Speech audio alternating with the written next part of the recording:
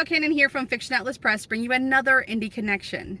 And guess what, guys? It's November, and you know what that means? It means it's NaNoWriMo month. And to celebrate NaNoWriMo month, we're going to do things a little bit different this month. So every week this month, I'm going to be bringing you guys 4 books that were written during NaNoWriMo by indie authors that they have gone on to successfully publish.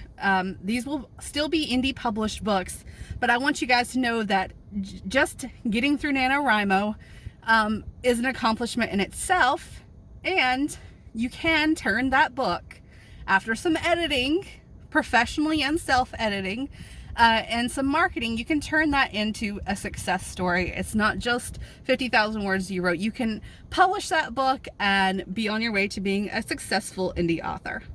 So without further ado, here are our picks for this week.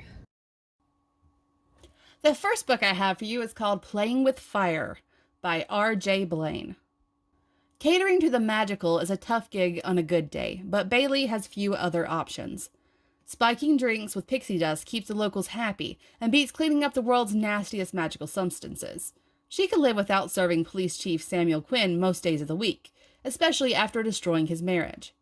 But when she's targeted with a cell phone bomb containing gorgon dust capable of transforming her home into a stone tomb, she's tossed headfirst into a mess with her sexiest enemy.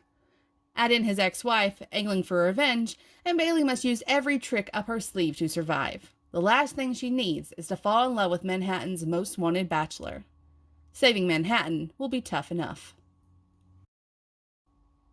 The next book I have for you is Light and Shadows by Anika Willmanns.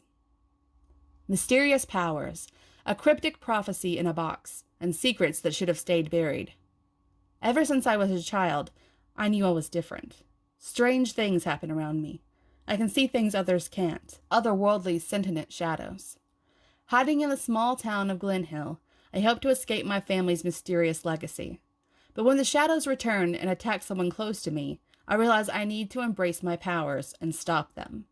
Help arrives in the most peculiar forms: a deadly vampire, a pain-in-the-neck hybrid, and 2 adorable yet slightly terrifying familiars.